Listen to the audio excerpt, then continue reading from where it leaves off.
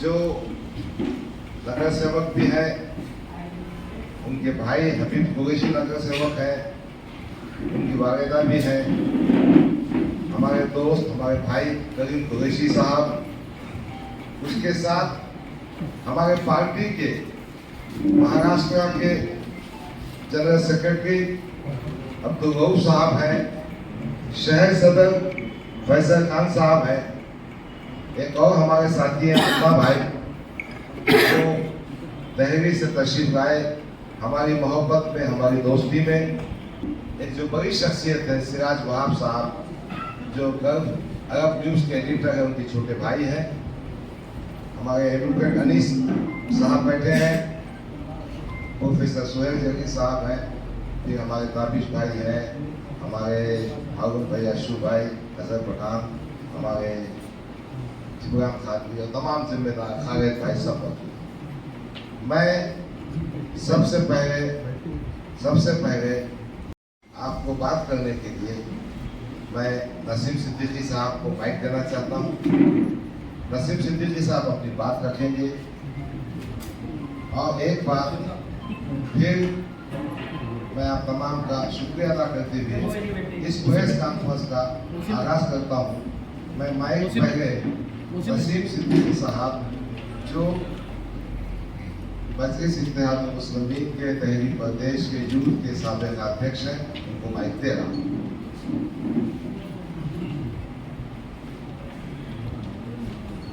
यहाँ पर तमाम जिम्मेदार और यहाँ पर print media, electronic media, YouTube channel, आप सभी लोगों को मेरा सलाम है।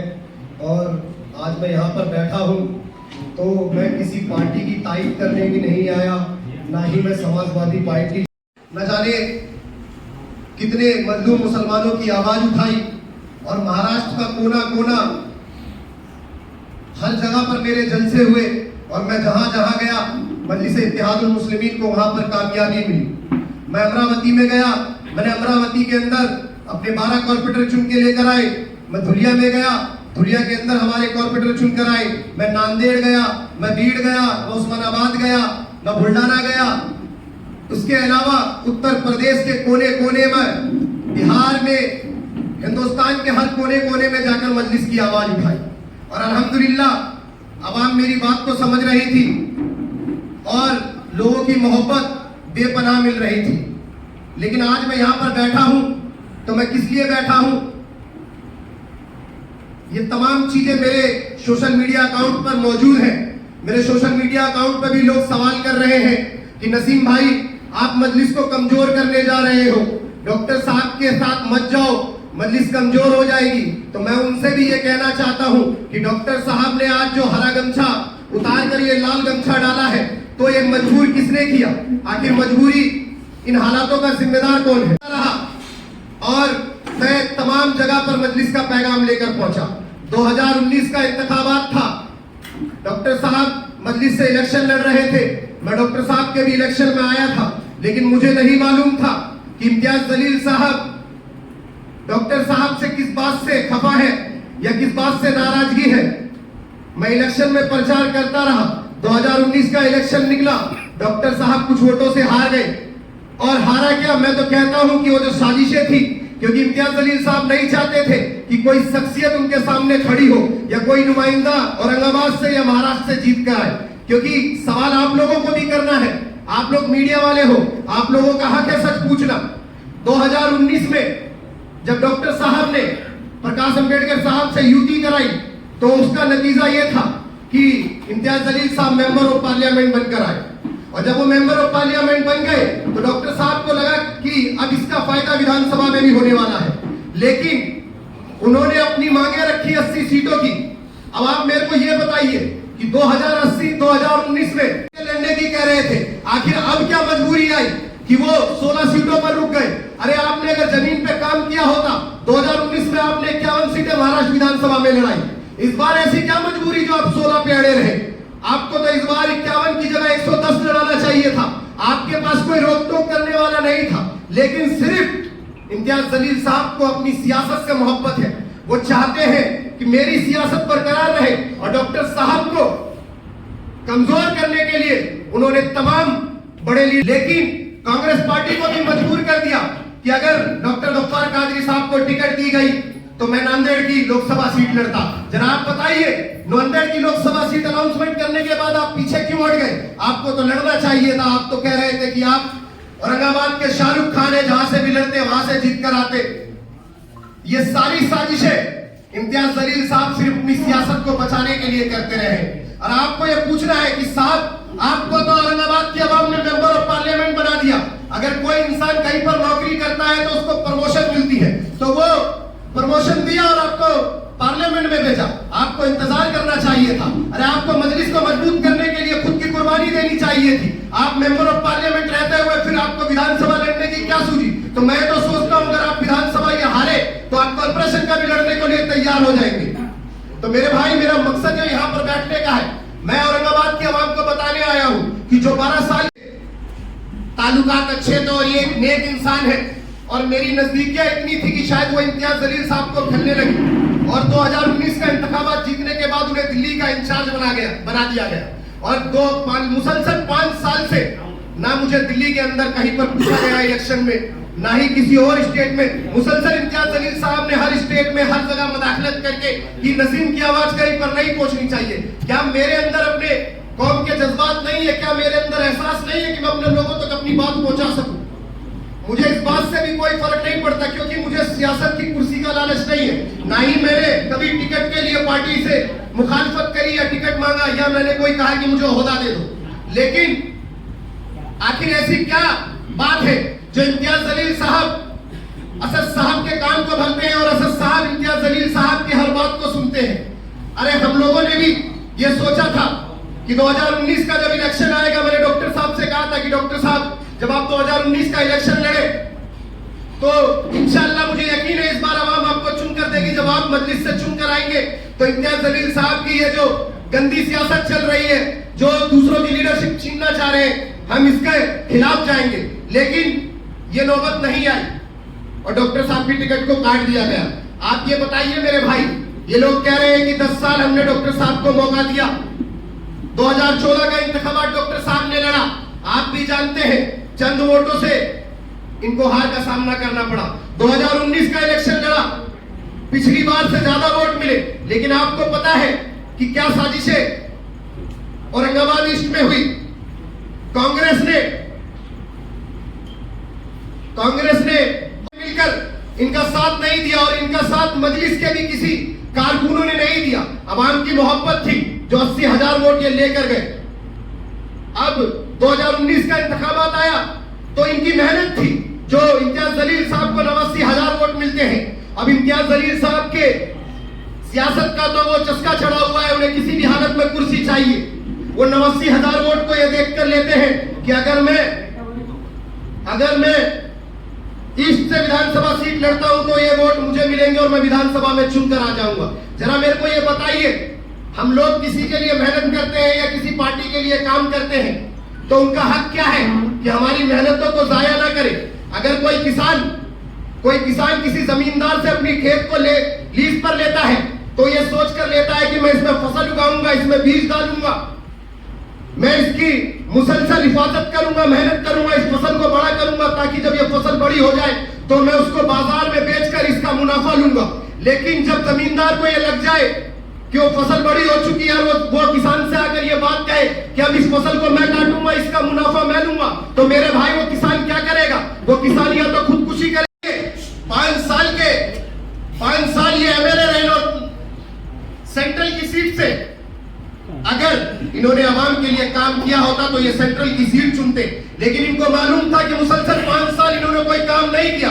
अगर खासदार का ये इलेक्शन जीता तो आवाम को ये उम्मीद थी कि कोई लीडर हमारा अगर पार्लियामेंट में जाएगा तो हमारे मुस्तकबिल के लिए बात करेगा। लेकिन मुसलसल वो 5 साल भी निकल गए, कोई ऐसे काम औरंगाबाद की आवाम के लिए नहीं हुए। जो असद साहब, अकबर साहब ये पैगाम लेकर आए थे औरंगाबाद की आवाम से कि जो पार्टी हमारी हैदराबाद में काम कर रही है, मुसलसल हम लोग आपके लिए इत्तेहाद की भीख मांग रहे हैं। अगर औरंगाबाद में आप लोग कामयाब करोगे तो हैदराबाद की जो हम लोग गरीब मुसलमान बच्चों को तालीम देते हैं, उनके अस्पतालों का इंतजाम करते हैं, उनको फ्री में इलाज देते हैं, तो आप बताइए 10 साल की कुर्सी पर बैठकर, 10 साल सियासत की कुर्सी पर वो एमपी रहे। क्या औरंगाबाद की आवाम के मजलूम बच्चों को एक भी स्कूल मिला? क्या एक भी अस्पताल ऐसा मिला जिससे गरीब मुसलमानों का फ्री में इलाज होया जा सके?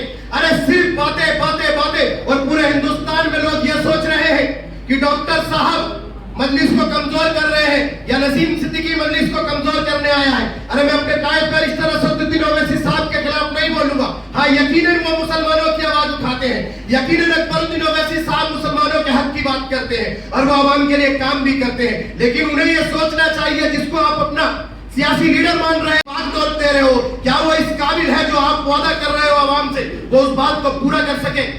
तो मैं यहाँ पर आया हूँ मेरे भाई, मेरे अंदर बहुत जज्बात है। मैं बोल रहा हूं क्योंकि मैंने सोचा था कभी शायद मजलिस का दामन नहीं छूटेगा और मैं एक जमात से काम करता रहूंगा। मुझे कोई सियासत की कुर्सी का लालच नहीं है कि मैं जाकर इलेक्शन लड़ने का कोई शौक रखता हूं। अल्लाह ने मुझे जज्बात दिए हैं, एहसास दिए हैं, मिल्लत की फिक्र दी है और मैं इस फिक्र को लेकर हर जगह पर जाता हूं और अल्हम्दुलिल्लाह आवाम मेरी बातों को भी सुनती है। आज मैं यहाँ पर डॉक्टर साहब समाजवादी पार्टी से मजबूरी है क्योंकि इलेक्शन लड़ने के लिए एक सिंबल चाहिए होता है और इनको ये सिंबल दिया गया। लेकिन मैं आवाम से और आप लोगों के माध्यम से कहना चाह रहा हूं कि आप लोग भी आवाम के बीच में सवाल रखिए, क्या औरंगाबाद की आवाम इम्तियाज जलील साहब के 10 साल के इस कार्यकाल में खुश है? क्या आवाम के मुस्तकबिल के लिए कोई काम किया गया? सिर्फ अपना चेहरा आगे करने के लिए आप ये बताइए। आज पूरे हिंदुस्तान में डंका पीट रहे हैं कि मैंने नामुसे रिसालत के लिए एहतजाज किया। अरे हम भी अपने नबी को मानने वाले हैं, हमारे चेहरों पे वो एहसास है, वो जज्बात है कि कोई हमारे नबी की शान में गुस्ताखी करे तो हमारे चेहरे पे मुस्कुराहट नहीं आ सकती, हमारे दिलों के अंदर नफरत का वो तूफान उठता है। लेकिन साहब आवाज देते हैं पूरे महाराज कर आपके पीछे निकले, लेकिन आपके चेहरे पे वो कोई जज्बात नजर नहीं आ रहे थे। आप बड़ी गाड़ी का काफिला लेकर तो निकले, आप सनरूफ के ऊपर बैठकर सेब खा रहे हैं, मुस्कुरा रहे हैं, हाथ फिरा रहे हैं। अरे क्या ये जज्बात है कौम के लिए? आप मजाक बना रहे, दूसरे लोगों को मौका दे रहे कि तुम्हारे लीडर अपनी नबी की शान में गुस्ताखी नहीं कर रहे, जबकि इंस्टाग्राम पर अपने फॉलोवर बढ़ा रहे, अपने आप को चमका रहे। अरे आवाम की खिदमत करो, हमारे अंदर दर्द है। मैंने भी बहुत सारे प्रोटेस्ट किए हैं लेकिन मैंने कभी चेहरे पर मुस्कुराहट नहीं लाई क्योंकि मुझे पता है हमारे नबी की इज्जत हमारे दिल में क्या है। मैंने भी लोगों को गिरफ्तार किया है, करवाया है दिल्ली की सरजमी पर। मेरी तमाम चीजें मेरे सोशल साइट पर मौजूद है और अल्हम्दुलिल्लाह मेरा सोशल साइट बहुत मजबूत है। लेकिन आज लोग सवाल कर रहे हैं कि ऐसी क्या मजबूरी कि मुझे इस जगह पर खड़ा होना पड़ रहा है। तो मैं आप लोगों के बीच में आया हूं डॉक्टर साहब को सपोर्ट करने के लिए और मैं किसी जमात के लिए तायद नहीं करूंगा। अगर जो भी मेरी पार्टी का फैसला होगा मुझे मंजूर है। मैं डॉक्टर साहब को एक वादा करके गया था क्योंकि डॉक्टर साहब का मेरा रिश्ता एक बाप बेटे की तरह समझ लीजिए, क्योंकि मैंने इनके अंदर इंसानियत देखी है, इनके अंदर मैंने एहसास देखा है कि इनके अंदर कौम मिल्लत की फिक्र है, इंसानियत की फिक्र है। एक शख्स, हम लोग जो मेहनत करते हैं, हम लोग ये सोचते हैं कि अगर हम पर कोई नाइंसाफी हो तो हमारे लीडर हमारी बातों को ऐवान में रखे, हमारी मजबूरियों को समझे कि हमारे साथ क्या हो रहा है। लेकिन इन लीडरों में मैं खासकर इम्तियाज जलील साहब के बारे में बोलूंगा कि मुसलसल 5 साल से दिल्ली के इंचार्ज रहे, लेकिन दिल्ली के अंदर आज मजलिस को इन्होंने खत्म कर दिया और इस्लामाबाद के अवाम ने आपको मोहब्बत दी। अकबर साहब की आवाज पर लब्बैक कर मोहब्बत दी, लेकिन आपने उनके वादों को भी पूरा नहीं किया। मेरी बात आपको बुरी लग सकती है इम्तियाज जलील साहब, और यकीनन लगनी भी चाहिए। और अभी तो मैं क्या बोल रहा हूं मेरे भाई, अभी तो इब्तिदाई इश्क है, आगे आगे देखो होता है क्या। अभी मैदान में आना बाकी है और मैं औरंगाबाद की आवाम के बीच में जाऊंगा और मुझे यकीन है अगर मैं जो सच बोलूंगा, अगर मेरी जुबान पे सच्चाई होगी तो औरंगाबाद इस बात को समझेगी कि ये लड़ाई गफ्फार कादरी या एमआईएम के बीच में नहीं है, ये समाजवादी या एमआईएम के बीच में नहीं है, ये लड़ाई इंसान को लड़ाते। और मैं कहता हूं कि अगर कुर्बानी देनी थी मैं शायद तब भी यहां पर खड़ा नहीं रहता। समीर साजिद बिल्डर साहब, उन्होंने भी मुसलसल 10 साल मेहनत करी, मैं उनके काम को देख रहा हूं। अगर इम्तियाज जलील साहब को इतनी ही फिक्र थी तो वो भी कुर्बानी देते, उनका भी हक बनता है, वो उनको टिकट दे देते तो भी मैं समझता कि इम्तियाज जलील साहब के अंदर सियासत की कुर्बानी देने का जज्बा है। लेकिन नहीं, समीर भाई को भी लॉलीपॉप दे दिया। अब वो क्या करते बेचारे, मैं समीर की इज्जत करता, मैं समीर को समझता। समीर भाई को भी समझना चाहिए ये जो नाइंसाफी आपके साथ हुई है। इम्तियाज जलील साहब स्टेट के प्रेसिडेंट हैं, उनको पता है और आपको तो मालूम है। आप मीडिया वाले हो, मीडिया वाले को मालूम होता है कब किसकी टीआरपी बढ़ानी, कब किसकी टीआरपी गिरानी। तो इम्तियाज साहब तो बाकायदा मीडिया में काम कर चुके हैं और उनको मालूम है गिराना है। तो अल्हम्दुलिल्लाह मैं औरंगाबाद में इस बार आपकी टीआरपी को गिरा कर जाऊंगा। आपने मुझे मजलिस में कमजोर किया है, मैं आपकी सच्चाई पूरी आवाम को बता कर जाऊंगा और यकीनन आवाम मेरी बात को समझेगी। मेरा मकसद सिर्फ औरंगाबाद में आने का यही है मेरे भाई कि डॉक्टर साहब इलेक्शन लड़ रहे हैं। मैं आपके जरिए आवाम से भी, जब आवाम तक ये चीज जाए और सोशल मीडिया के लोग भी जो देख रहे हैं, जो अनाप शनाप बातें कर रहे हैं, जो ये कह रहे हैं कि डॉक्टर साहब बिक गए या डॉक्टर साहब बीजेपी को कमजोर करना है या डॉक्टर साहब को खरीद लिया गया। अल्हम्दुलिल्लाह आप लोगों को मालूम है कि डॉक्टर साहब की शख्सियत ये किसी दौलत या शोहरत के लिए इंतखाबात नहीं लड़ रहे। इनको मालूम है कि मेरे कौम के मुस्तकबिल के साथ खिलवाड़ हो रहा है। ये कोशिश कर रहे हैं कि अगर अल्लाह ने इन्हें कामयाब कर दिया तो ये आवाम की खिदमत कर सके। अगर ये जीत कर आ जाते, अगर ये इम्तियाज जलील साहब की तरह काम नहीं करते तो मैं यहाँ पर बैठ कर डॉक्टर साहब की भी तारीफ नहीं करता।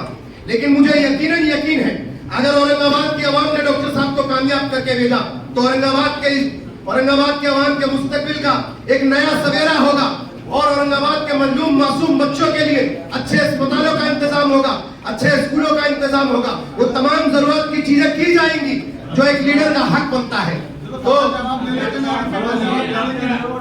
तो हक बनता है कि जरूरी नहीं कि हम पार्टी की तारीफ करें।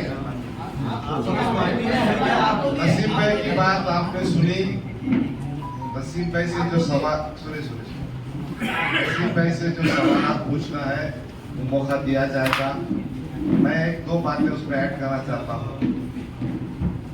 इम्तियाज जलील जो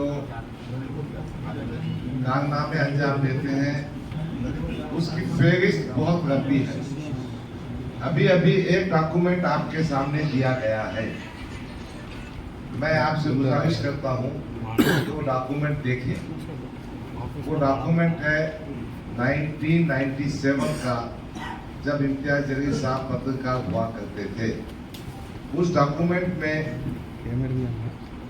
एक 3825 स्क्वायर फुट की जमीन जो आज इम्तियाज जलील साहब का ऑफिस है, वक्फ बोर्ड की जमीन उनकी वालिदा मोहतरमा मरहूमा के नाम पर भागे पट्टी साल के 500 रुपए किराए से दी गई है। 25 साल के ऊपर हो गया है, आज भी उनका कब्जा है। और आप ये डॉक्यूमेंट देखिए, इम्तियाज जलील साहब जब पत्रकार थे गोपमत में, अपनी पत्रकारिता का फायदा उठाते हुए उन्होंने ये जमीन हासिल की है। उसका ये रजिस्टर्ड डॉक्यूमेंट है। मैं सिर्फ आपके माध्यम से ये कहना चाहता हूँ कि कॉन्फ्रेंस करना, बात सुनो जी, वक्त की जायदाद की कॉन्फ्रेंस करना, औकाफ को बचाने की बात करना और सत्याग्रह से ये काम करना कि 500 रुपए में तकरीबन 4000 स्क्वायर फुट की जमीन जो प्राइम लोकेलिटी में है अपने कब्जे में रखकर उसका कमर्शियल फायदा उठाना। होना तो ये चाहिए था कि गरीब मुसलमानों को दे दी जाती। मैं आपके माध्यम से मांडोवी प्रेयर पाखंडी इम्तियाज जलील को पूछना चाहता हूं, अगर तेरे में दम है और तू बोलता है कि उलमाए किराम हमारे सर के ताज है, तू कहता है हम उलमाए किराम के खत्मों पर बैठेंगे, ये पूरी जमीन उलमाए किराम को फ्लैट बना के दे, नौजवान बच्चों को दुकान बना के दे, ताकि रोजी रोटी कर, ये माध्यम से बात बताना चाहता हूं। ऐसे कई डॉक्यूमेंट मौजूद है जो बताएंगे कि औकाफ की जायदाद में जो गरीबों का, यतीमों का, मिस्कीनों का, गरीबों का हक है, इम्तियाज जलील ने किया है। तो दलाली करने वाले लीडर के बारे में ये मालूमात आपको देने की, ये डॉक्यूमेंट देने के पीछे मकसद ये है कि ये ऑथेंटिक प्रूफ आपके पास मौजूद है। हम इस प्रेस कॉन्फ्रेंस में आपको बताना चाहते हैं कि औकाफ के बारे में मीटिंग करके अपने आप को मर्द मुजाहिद करने वालों का सही चेहरा क्या है। आज भी जालना रोड का जो ऑफिस है और कई जमीनात है, वक्फ बोर्ड का मेंबर बनकर कहां कहां इन्होंने मांडोगी की, वो फेरिस्त पे आ जाएगी। दूसरी बात, मैंने कहा कागज साथ में इस इत्तेहादुल मुस्लिमीन ने 5 सीटें खरीद की थी। एक भिवंडी की सीट जहां MIM को 0.1% वोट मिला, 1741 वोट, 0.1%। वहां खड़े थे खान मोहम्मद अकरम, अब्दुल हन्नान। फिर उस्मानाबाद में 0.2% वोट मिला, वहां मिले 2060 वोट। पार्लियामेंट का इंतखाब 6 असेंबली कंस्टिट्यूंसी का होता है। फिर पुणे में अनीस अरशद ने कंटेस्ट किया था, उनको मिले 860 वोट। और फिर नॉर्थ सेंट्रल बॉम्बे में 1531.2%। तो मेरा सिर्फ इतना ही कहना है, जहां भाजपा को हराने की बात ये करते हैं, तो ये 5 इंतखाबी हलकों में आपने क्यों उम्मीदवार दिए थे और आपका कंडक्ट क्या था, आप किसकी मदद कर रहे थे, ये फैसला माध्यम से कहना चाहता हूं कि आज मेरा भाई हमारे साथ आ गया है और वो हमारे साथ पूरी ताकत से काम करने वाला है। ये 3 बातें आपके पास पहुंचानी थी। एक, नसीम भाई की मदद और उनकी बैकग्राउंड। दूसरा, ये 2 सवाल थे, वक्फ बोर्ड की जमीन के बारे में इम्तियाज जलील की हरकतें।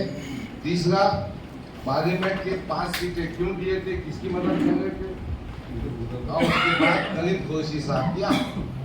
अब आपको जो सवाल पूछना है एक एक से पूछिए। प्रेस कॉन्फ्रेंस काफी लंबी हो गई है, खाने का वक्त भी हो गया है। साहब कलीम साहब ने जो सपोर्ट किया है उन्होंने उनके शब्दों में बोलना चाहिए। केवल आपको देखो डॉक्टर साहब माइक देता है, जूम भी करके आप था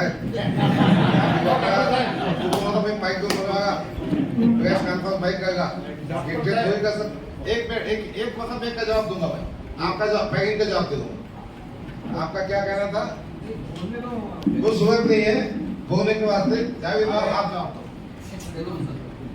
मगर तुमसे how can they insist you, आप इंसिस्ट कैसा कर सकते हो?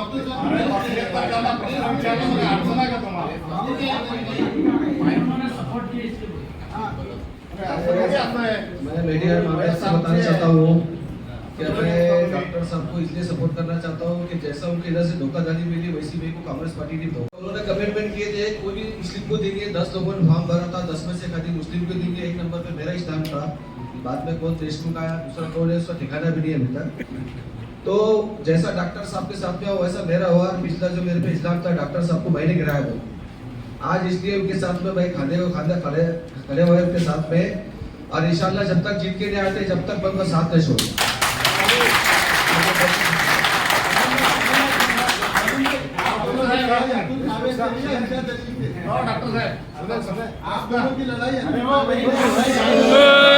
अरे क्या अपनी दुकान लगा रहे?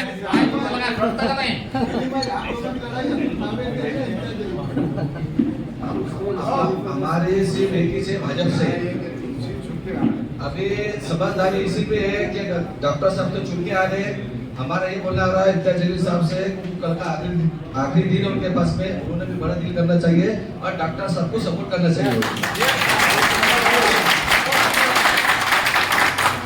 मला सांगा, ही निवडणूक तुमची फक्त जलील विरुद्ध